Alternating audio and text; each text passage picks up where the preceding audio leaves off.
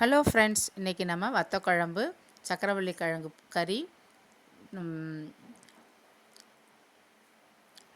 வெள்ளரிக்காய் பச்சடி, திணை ரைஸு. வத்த குழம்பு எப்படி பண்ணுறதுன்னு பார்க்கலாமா? கொஞ்சம் கடுகு போட்டிருக்கேன்,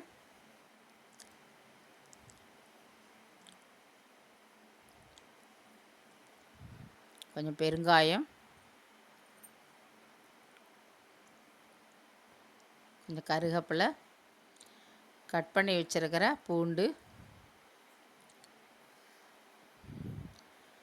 சின்ன வெங்காயம் கட் பண்ணி வச்சுருக்கேன், அதையும் இதில் போட்டு ஆட் பண்ணிக்கலாம்.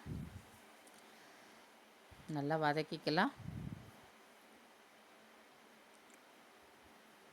உப்பு,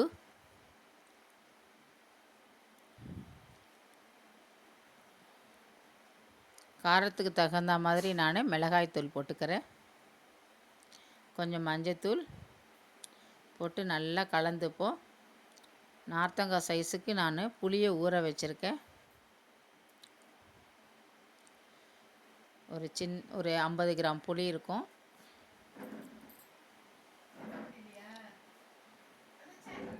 நல்லா எண்ணெயெல்லாம் மேலே மிதந்து வருது பாருங்கள். இப்போ புளியை கரைச்சி ஊற்றிடலாம். நல்லா இப்போ இது கொதிக்கட்டும். நல்லா வத்த குழம்பு வற்றி வரணும், அப்போ தான் நல்லா டேஸ்ட்டாக இருக்கும்.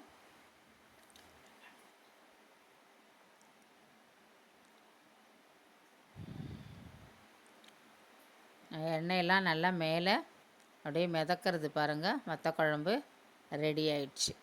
இது மாதிரி பண்ணினீங்கன்னா நீங்கள் ஃப்ரிட்ஜில் வச்சுட்டா கூட 15 நாள் ஆனாலும் டேஸ்ட்டாக நல்லாயிருக்கும், கெட்டு போகாது. நல்லெண்ணெயில் தான் இதை செய்யணும்.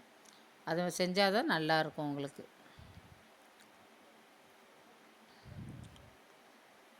சூப்பர் டேஸ்டான வத்த குழம்பு ரெடி. சக்கரவள்ளி கிழங்கு கறி பண்ணியிருக்கேன், எப்படி பண்ணலான்னு பார்க்கலாம். கொஞ்சம் எண்ணெய் விட்டுருக்கேன். கடுகு, உளுத்தம்பருப்பு,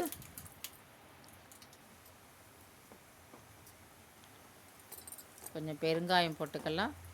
சக்கரவள்ளி கிழங்கு நான் உப்பு போட்டு வேக வச்சுருக்கேன், அதை எடுத்து இதில் போட்டுக்கலாம்.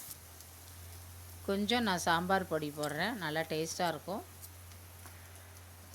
நல்லா இப்போ இதை கலந்து விட்டுப்போம். சக்கரவள்ளி கிழங்கு கறி ரெடி. மாங்காய், வத்த குழம்பு, சக்கரவள்ளி கிழங்கு பொரியல், வெள்ளரிக்காய் பச்சடி. தேங்க்யூ.